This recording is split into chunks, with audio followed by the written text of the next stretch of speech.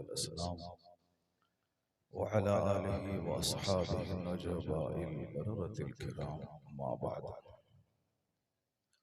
फ़अऊज़ु बिल्लाहि मिनश शैतानिर रजीम बिस्मिल्लाहिर रहमानिर रहीम हुवल्लज़ी अरसल रसूलहु बिल हुदा व दीनिल हक़्क़ लियुज़हिरहु अलद्दीनि कुल्लिहि सदक़ल्लाहुल अज़ीम व सदक़ रसूलुहुन नबियुल करीम व नहनु अला ज़ालिका लमिनश शाहिदीन वश्शाकिरीन वल्हम्दुलिल्लाहि रब्बिल आलमीन।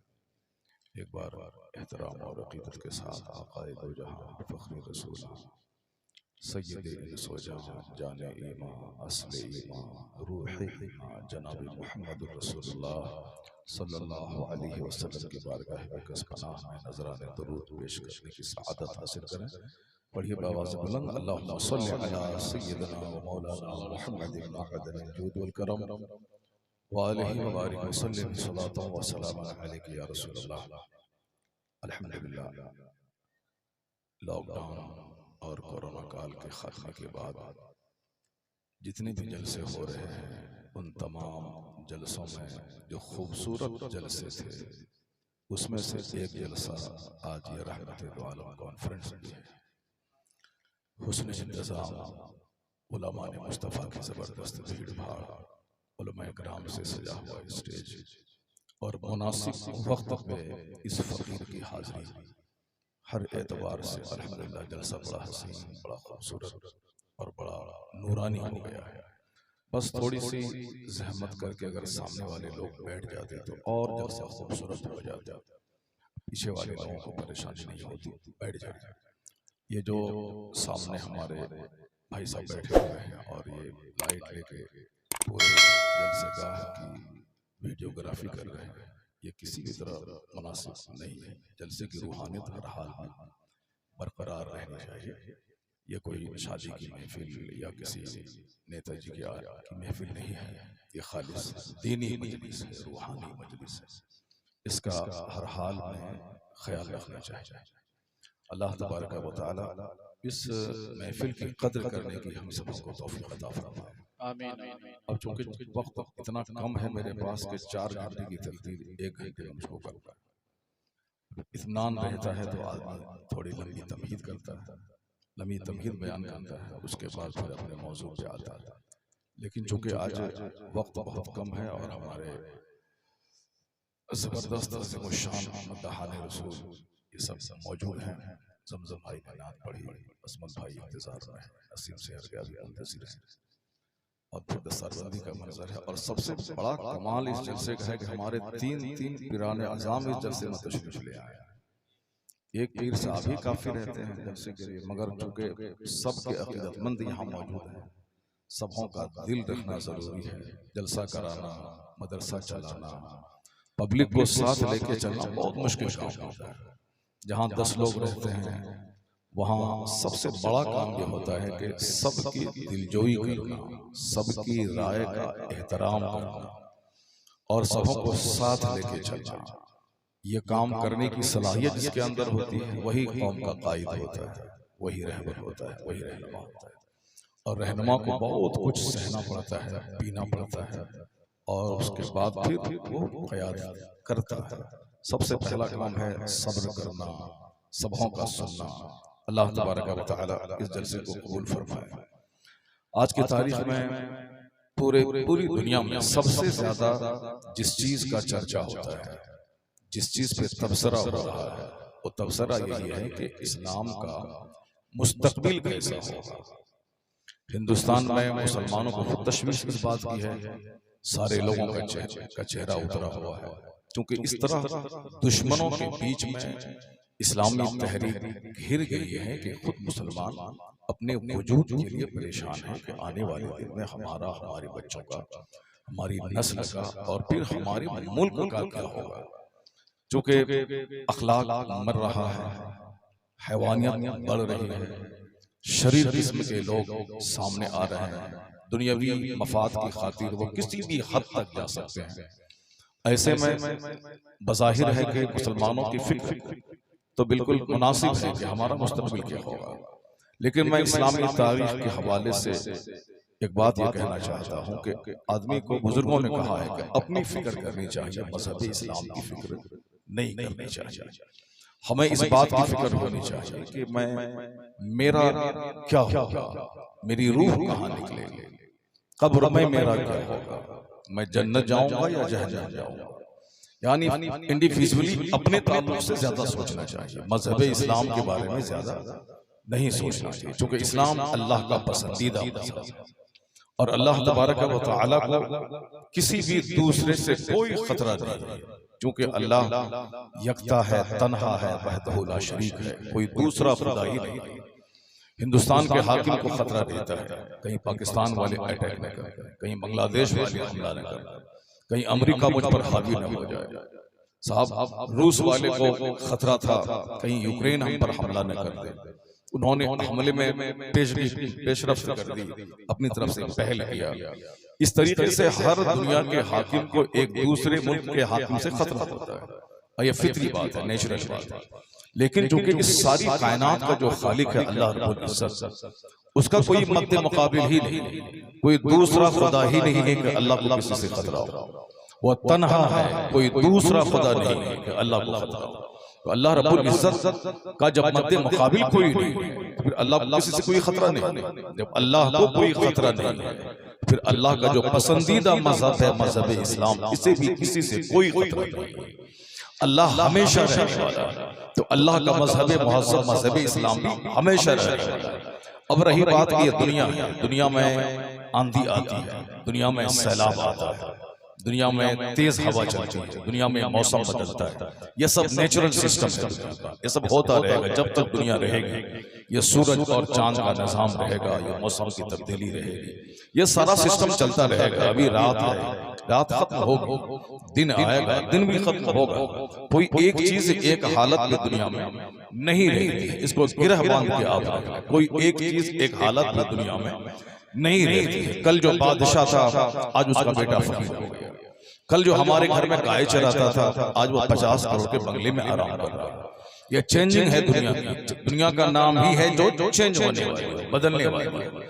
ये दुनिया मुतगय्यर है, बदलने वाली चीज है, और कुल्लु मुतगय्यरिन हादिसुन, हर बदलने वाली चीज हादिस होती है, वो बिल्कुल टेम्पररी होती है, खत्म होने वाली होती है। ये दुनिया आज है, कल खत्म हो जाएगी, रात अभी है, खत्म हो जाएगी, दिन अब आएगा, वो भी खत्म हो जाएगा। अभी कड़ाके की सर्दी चल रही थी, वो सर्दी का मौसम था, मगर अल्हम्दुलिल्लाह गर्मी ने दस्तक दे दिया। अभी मार्च है, जबकि 31 मार्च तक सर्दी का असर रहता है, लेकिन अभी भी अप्रैल और मई की तरह गर्मी लगने लगती है, जब मौसम बिल्कुल साफ रहता है, दिन में धूप तेज हो रही है।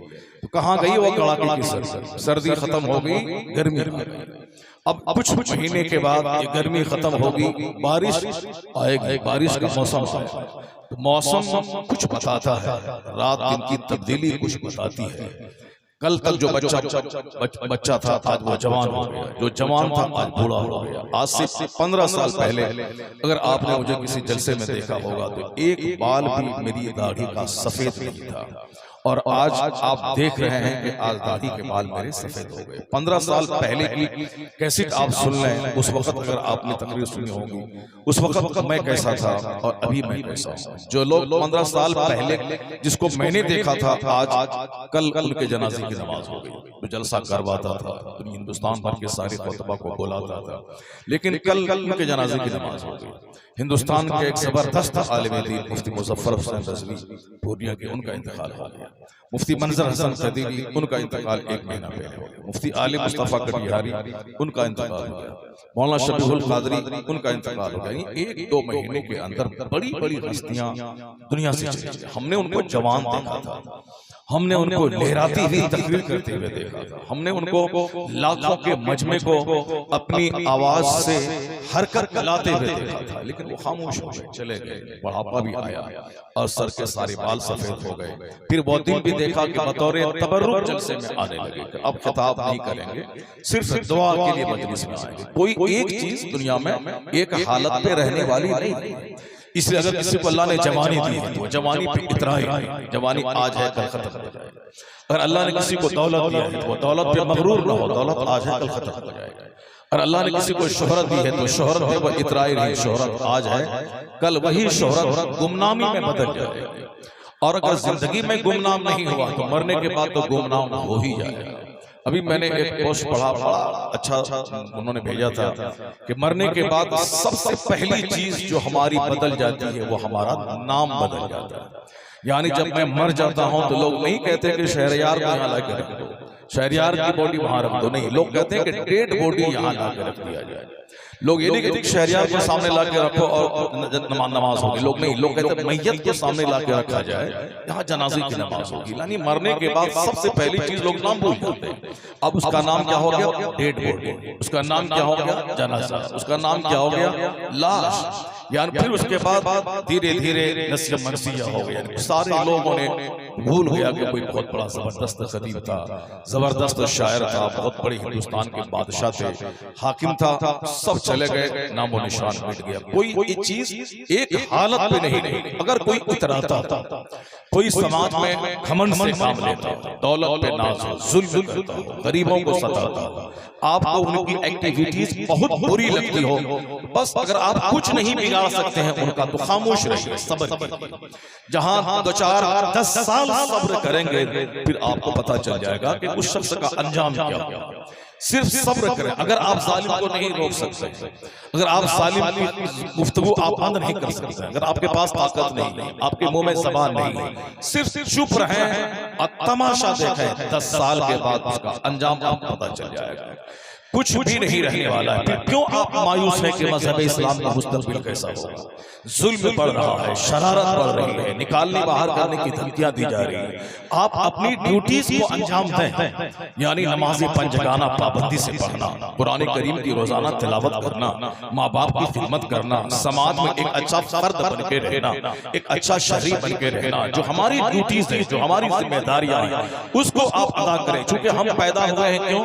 अल्लाह कहता है वमा खलक़तुल जिन्न वल इंस इल्ला लियअबुदून, हमने तुमको इबादत के लिए पैदा किया है। जो लोग 100 साल पहले थे उसमें से एक बच्चा आज दुनिया में मौजूद नहीं, अगर वो जिंदा है भी तो बस वो एक बोझ है जमीन के लिए।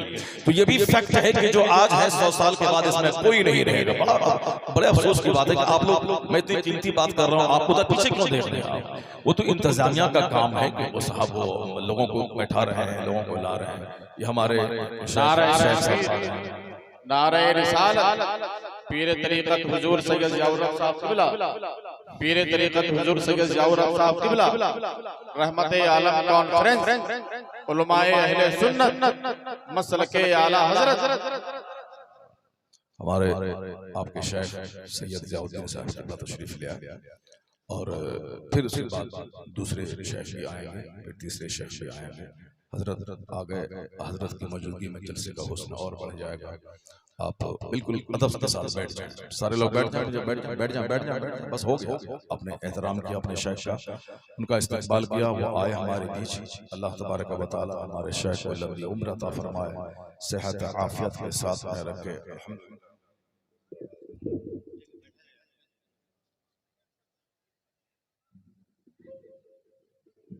और भी कुर्सियां अगर हों 2-3 वो मिले हैं जो हमारे और दूसरे शेख हैं वो बैठ जाएंगे तो माशाल्लाह सुभान अल्लाह। बस आप आराम से बैठ गए। अब तो जलसा बिल्कुल शबाब पे आ गया, हमारे शेख आ गए, शोरा आ गए, खतीब आ गए। अब आगे और कुछ बाकी नहीं रहा। जो लोग मुंतजिर हैं किसी दूसरे के आने का, वो समझ लें कि हमारे शेख आ गए। अब आप बैठ जाएं, गौर से इस फकीर की तमहीदी गुफ्तगू आप समाअत फरमाएं। बस आज मेरी तकरीर सिर्फ कुरान करीम की 2 आयत और सरकार दो जहां सलाम की अहादीस में से 2 अहादीस का मफ़हूम, बस यही 4 चीजें आज मैंने अपने लिए आज की गुफ्तगू के लिए मैंने पसंद किया। मुमकिन है कि वक्त खत्म हो जाए या फिर एक ही बात में 1 घंटा हो जाए, वो एक अलग चीज है, मगर मैं आज 4 चीजें सोच के 4 चीजें आपको बतानी। और कोशिश मैं करूंगा कि मुख्तसर में कम वक्त में चारों बातें आप तक पहुंच जाए। हो सकता है कि आप इसको पहले भी सुन चुके होंगे, लेकिन नहीं सुने हैं तो पहली बार आप सुनेंगे। कुछ बातें ऐसी हैं कि हर तकरीर में कुछ न कुछ नई बात रहती है, अगरचे बहुत सारी बातों का रिपीटेशन होता है, उसको दोहराया जाता है। क्योंकि आज मैं आपके पास हूँ, कल मैं बिहार के इतिहाद में रहूंगा, 31 मार्च तक कंटिन्यू एक रात की आराम करने के लिए खाली नहीं, मुख्तलिफ स्टेट में, कभी बंगाल में, कभी राजस्थान, कभी छत्तीसगढ़ में, कभी पंजाब में, कभी और दूसरे इलाकों में, ये सब बटे हुए हैं। लेकिन अब रोजाना खिताब करना है। आज आप बहुत दिन के बाद मिले हैं, कोई जरूरी नहीं कि जो बात मैं आज कल मैं बोला हूँ उड़ीसा में, वो आज मैं आपके पास नहीं बोलूँ। जो आज मैं बोल रहा हूँ कल बिहार में नहीं बोलूंगा। रिपीटेशन तो होना है, लेकिन अलबत्ता कुछ न कुछ जरूर आपको एक न एक नुक्ता या गोशा हर तकरीर में एक अलग अलग बात मिलेगी। क्योंकि जो रटी हुई तकरीर होती है तो वो आए, अपना सबक सुना दिया और चले गए। ऐसा इस फकीर के पास नहीं है। ये फकीर हमेशा गुफ्तगू करने के लिए बैठता है, और अल्हम्दुलिल्लाह गुफ्तगू के दौरान भी कभी कभी मैं सोचा तक न होता हूँ, वो सारी बातें दिमाग में आ जाती है। चाहे कुछ भी हो, एक ही बात रोजाना क्यों हो। अजान 80 साल से हम और आप सुन रहे हैं, और रोजाना 5 बार सुनते हैं, लेकिन अगर कोई अच्छी आवाज में अजान देता है तो आपका बढ़ता हुआ कदम रुक जाता है, आप गौर से सुनने लगते हैं। ऐसा लगता है जैसे जिंदगी में पहली बार अजान आप सुन रहे हैं, जबकि रोजाना 5 बार आप सुनते हैं। उसी तरह बोलने का अंदाज, वक्त का असर, माहौल, ये सब कुछ असरअंदाज होता है। कुछ बातें दिन में अच्छी लगती हैं, कुछ बातें रात में अच्छी लगती हैं, कुछ बातें मदरसे में अच्छी लगती हैं, कुछ बातें बहुत बड़े शहर में अच्छी लगती हैं, कुछ चीजें रात में होती हैं जो दिन में नहीं, जो दिन में है रात में नहीं। रात में तहज्जुद की नमाज है, जिसके पढ़ने से चेहरा खूबसूरत होता है, जिस तहज्जुद के पढ़ने से कब्र में उजाला होता है, जिस तहज्जुद के पढ़ने से आदमी को तमानियत क़ल्बी नसीब होती है, यानी दिल उसका मुतमईन होता है। लेकिन ये तहज्जुद दिन में नहीं, रात। दिन में एक नमाज है इशराक की नमाज, जिसका सवाब एक हज, एक उम्रा के बराबर होता है। दिन में एक नमाज है चाशत की नमाज, जो गरीबी का शानदार इलाज है। अगर कोई चाहता हो कि मेरी गरीबी दूर हो, मेरी तंगदस्ती, मेरी मुफलिसी दूर हो, तो पाबंदी से चाशत की नमाज पढ़ा करे, यानी 5 नमाज के अलावा चाशत पढ़ा करे, उनकी गरीबी दूर हो। अगर कोई चाहता हो कि जल्दी से मैं गरीब बन जाऊं, वो सिर्फ इतना काम करे कि रात में अपने घर में झाड़ू दिया करे, अपने नाखून को दांत से काटा करे, वो नंगे वो बदन खाना खाया करे, गुस्ल खाने में पेशाब किया करे, और फिर वो टूटी हुई कंघी किया करे, टूटा हुआ आईना इस्तेमाल किया करे। वो बिल्कुल ही इंशाअल्लाह कुछ दिन के अंदर ही वो गरीब हो जाएगा। क्योंकि ये वो सारे अमाल हैं जो आदमी को गरीब कर देने वाले होते हैं। नापाक बदन खाना नहीं चाहिए, नापाक बदन ज्यादा देर घर में रहना नहीं चाहिए, टूटी हुई कंघी नहीं करनी चाहिए, टूटा हुआ शीशा इस्तेमाल नहीं करना चाहिए, नमाज फज्र के टाइम में नहीं सोना चाहिए। नमाज फज्र के टाइम में जो सोता है सारा दिन उसका चेहरा बेनूर रहता है, अल्लाह रब्बुल इज्जत की रहमतों से वो महरूम रहता है। चूंकि वो वक्त है जहाँ जन्नत की हवा चलती है, वो वक्त है रहमत के फरिश्तों के आने का होता है। उस वक्त में रात में इशा की नमाज के बाद जो देर से सोता हो, वो गरीब बनने के लिए तैयार है। चूंकि बहारे शरीयत में अल्लामा सदरुल शरिया हुजूर मुफ्ती अमजद अली रहमतुल्लाह अलैह ने लिखा है कि इशा की नमाज के बाद दुनिया की गुफ्तगू करना मकरूह है, यानी न्यूज सुनना, न्यूज पढ़ना, न्यूज देखना या दुनिया की बातें करना वो कराहियत है। जितनी देर वो जगेंगे फजर की नमाज के छूटने का चांस ज्यादा रहेगा, इसलिए मकरूह। अलबत्ता मेहमान घर में आ जाए, उनकी दिलजोई करने के लिए थोड़ी देर बात किया जा सकता है, दुनियावी गुफ्तगू नहीं। चूंकि नमाज के कज़ा होने का चांस, और फजर की नमाज का छोड़ना हराम और गुनाह कबीरा है। अब फजर की नमाज का पढ़ना इतना बड़ा फायदा मंद है, ये हुजूर सच्चे सरकार की बात सच्ची। आका फरमाते हैं रकाअतल फज्र खैरुम मिनद दुनिया व मा फीहा। मुस्लिम शरीफ की हदीस में आया है कि फजर की 2 रकात नमाज, फर्ज नहीं सुन्नत नमाज। इसलिए फजर की सुन्नत के बारे में आया है कि अत्तहियात तक भी अगर जमात में शरीक हो सकता है तो फजर की 2 रकात नमाज सुन्नत मुअक्कदा बस जरूर पढ़ ले। क्योंकि उसके बारे में हुजूर फरमाते हैं रकाअतल फज्र खैरुम मिनद दुनिया व मा फीहा। फजर की 2 रकात नमाज ये दुनिया और दुनिया में जो कुछ है उससे बेहतर है। अल्लाहु सुब्हान। ये कोई कमजोर और सहीह हदीस नहीं, मुस्तनद मोतबर हदीस मुस्लिम शरीफ जो साहिह सित्ता यानी बुखारी और मुस्लिम, कुरान के बाद जो सबसे अफजल तरीन किताब है बुखारी शरीफ, मुस्लिम शरीफ की हदीस है। फजर की 2 रकात नमाज, दुनिया और दुनिया में जो कुछ है, दुनिया में सोने चांदी का पहाड़ है, दुनिया में हीरे जवाहरात के पहाड़ है, दुनिया में अभरक कोयला की खदान है, दुनिया में 200 से ज्यादा ममालिक के करेंसीज है, दुनिया में सोने और चांदी और सारे खजाने मौजूद हैं। हुजूर ने क्या कहा, दुनिया और दुनिया में जो कुछ है उससे बेहतर फजर की 2 रकात नमाज है। एक बुजुर्ग फरमाते हैं, इराक की सल्तनत कोई मुझको दे दे उससे बेहतर है कि मैं फजर की 2 रकात नमाज अदा कर लूं। यानी इराक की बादशाहत से बेहतर फजर की 2 रकात नमाज। अब ये बताएं कि मुसलमानों में, हम काफिरों की बात नहीं करते, क्रिश्चियन हो, यहूदी हो, हिंदूज हो, जो जैनिज्म हो, उसकी बात हम क्या करें। मुसलमान जो कि मेरा मजहब सच्चा है, हम हमारा अल्लाह की जात पर यकीन है और हम जानते हैं कि नमाज पढ़ना फर्ज आज़म है, लेकिन 95% मुसलमान अगर वो नमाज पढ़ भी लेता है 5%, उस 5% में सिर्फ 2% रह जाते हैं जो फजर की नमाज के लिए मस्जिद में आते हैं।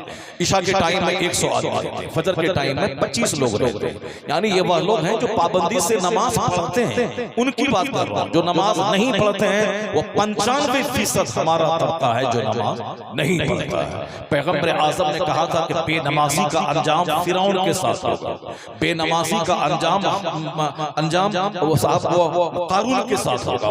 घटिया किस्म के काफिर का नाम है फिरौन, घटिया किस्म का काफिर है कारून। हुजूर ने कारून का, हामान का, फिरौन का नाम लिया। मुस्नद अहमद की रिवायत है कि बेनमाजी का अंजाम फिरौन के साथ होगा। यानी जिसको बादशाहत, इक़्तिदार या विधायक या एमएलए या मुखिया या वार्ड कमिश्नर, काउंसलर होने की वजह से नमाज पढ़ने की फुर्सत नहीं मिली, उसका अंजाम फिरौन के साथ होगा। क्योंकि फिरौन अगर बादशाह नहीं होता तो काफिर नहीं होता, बादशाहत ने उसे काफिर बनाया। हामान फिरौन का वजीर था, वजीर वजारत की वजह से बादशाह का साथ दिया, वो भी काफिर रहा। और जो कोई नौकरी करने की वजह से, टीचर है या ब्लॉक डेवलपमेंट ऑफिसर है या डीएम है या एसपी है या आर्मी में है या पुलिस में है या किसी की दुकान में नौकरी कर रहा है, सेल्समैन है, यानी मुलाजमत की वजह से अगर नमाज छूटी उसका अंजाम हामान के साथ होगा। और कारून जो कि दौलतमंद था, ताजिर था, जो तिजारत की वजह से नमाज छोड़ दे, दुकान बहुत बड़ी है, दुकान चलाना है, लेट में रात से घर आए, हिसाब किताब करते करते रात के 2 बज गए, अब तो जाहिर है कि 5 बजे कैसे उठेंगे, अब वो 11 बजे उठना है। यानी 2 रुपया और दुनिया की खातिर ये मुश्किल है कि फजर में मैं उठ जाऊं। हिसाब करना है, हिसाब करना है। दुनिया एक दिन में रहना है, एक दिन के लिए रोजाना पाबंदी से रात के 2 बजे तक जागना है। और जहाँ का एक दिन 50,000 साल का होगा उसकी कोई फिक्र नहीं है। अब वहाँ अल्लाह माफ कर देगा। दुनिया में अल्लाह रोजी देने वाला है, जब अल्लाह रोजी देने वाला है तो फिर आदमी क्यों परेशान होता है कि रोजाना दुकान जाना है, फिर वहां से आना है, नहीं जाऊंगा तो भूखा मर जाऊंगा, मैं मर जाऊंगा। जब अल्लाह रोजी देने वाला है तो क्यों टेंशन लेने का। उसी तरीके से मग़फ़िरत के सिलसिले में हमारे दूसरे शेख कामिल आ रहे हैं, नारा लगाएं, दूसरे शेख कामिल आ रहे हैं। बस अदब के साथ खड़े हो जाएं, हमारे दूसरे शेख आ रहे हैं, बस सारे आ जाएं, तीनों शेख आ जाएं, उसके बाद फिर गुफ्तगू शुरू हो जाए। सारे लोग आए, जितने भी दस्तारबंदी के तलबा हैं वो भी आ जाएं, दस्तारबंदी के जो तलबा हैं वो भी आ जाएं।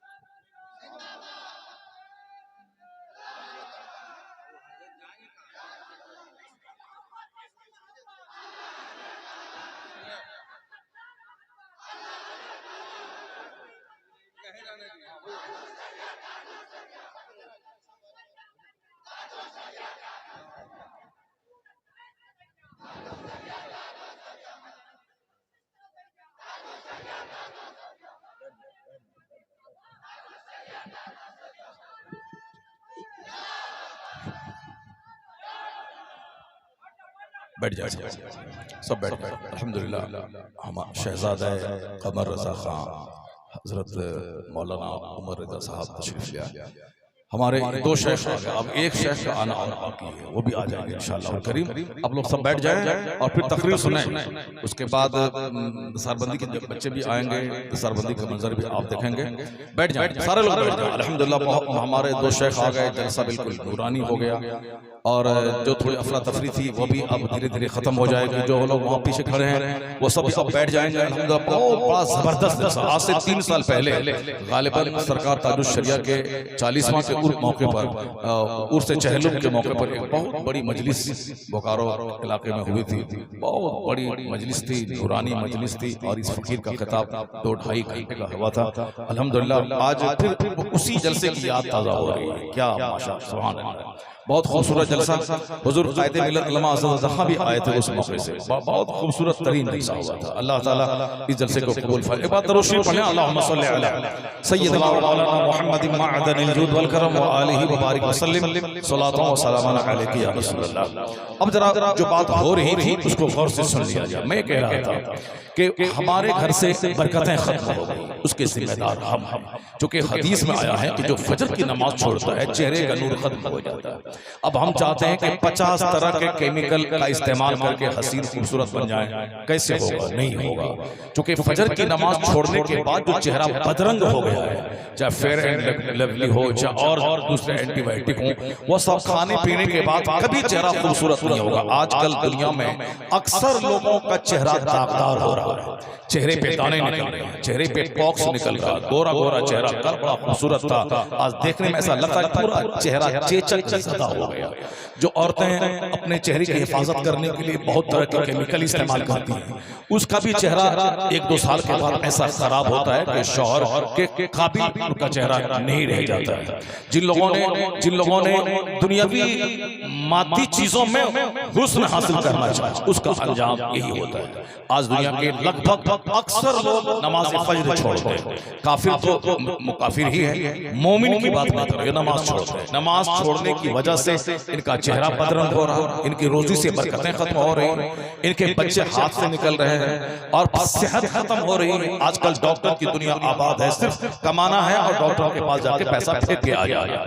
जिनके पास बैठे 1 दर्जन बीमारियां, 1 दर्जन गोलियां और साहब 1 दर्जन प्रिस्क्रिप्शन उसके पास मौजूद है। सब ये बोलते हैं कि फला डॉक्टर फला डॉक्टर फला डॉक्टर, साहब आईसीयू। हम लोग कभी जानते तक सुने तक नहीं थे, मगर अब साहब को एंटीबायोटिक है तो आईसीयू है, इमरजेंसी केस है साहब, ये यूरिन टेस्ट है, स्टूल टेस्ट है, ब्लड टेस्ट है, ब्लड में भी ये टेस्ट है, वो टेस्ट है। यानी अब सारे लोग डॉक्टर हो गए, जो चीजें पहले किसी को मालूम होती थी। यानी सेहत खत्म हो गई, औलाद की फरमाबरदारी खत्म हो गई, रोजी से बरकतें खत्म हो गई, चेहरे का नूर खत्म हो गया।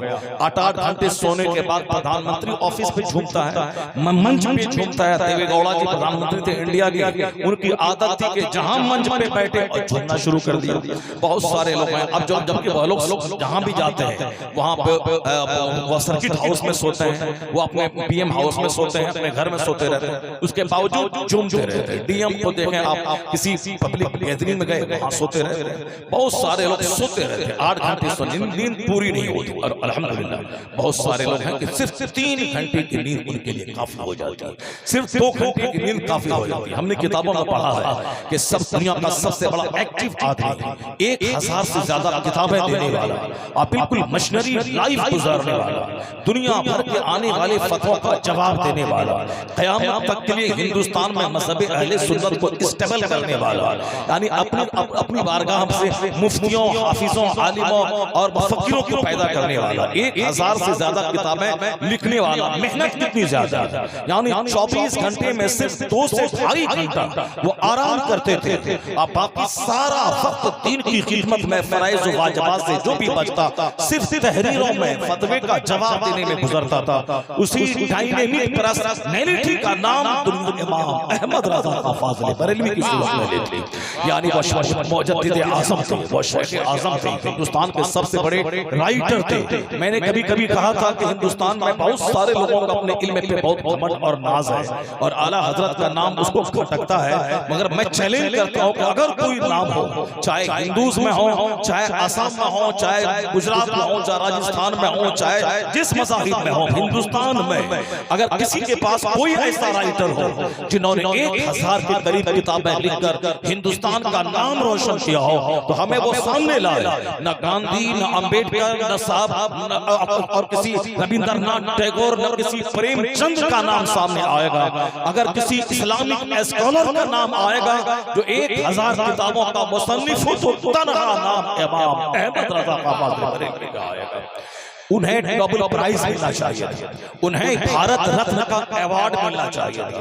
जिन लोगों ने जिन्होंने एक किताब लिखी वो भारत रत्न का अवार्ड मिल गया, जिन्होंने 2, 4, 10, 50 गाने गाए उसको भारत रत्न का अवार्ड मिल गया, जिन्होंने कुछ नहीं किया सिर्फ 5 साल तक प्रधानमंत्री का पद संभाला उसे भारत रत्न का अवार्ड मिल गया। और जिनके शागिर्दों ने दुनिया में फैलकर हिंदुस्तान का नाम ऊंचा किया, आज आला हजरत का मानने वाला अमेरिका में, उनका मानने वाला नॉर्वे में, उनका मानने वाला कनाडा में, उनका मानने वाला जर्मनी में, उनके मानने वाले आलिम ऑस्ट्रेलिया में, उनके मानने वाले आलिम श्रीलंका में, मलेशिया में, यानी दुनिया के लगभग 200 से ज्यादा ममालिक में आला हजरत के फॉलोवर, आला हजरत के मसलब की तर्जमानी करने वाले, उनकी फिक्र, उनके मिशन को आम करने वाले 200 से ज्यादा ममालिक में मौजूद हैं।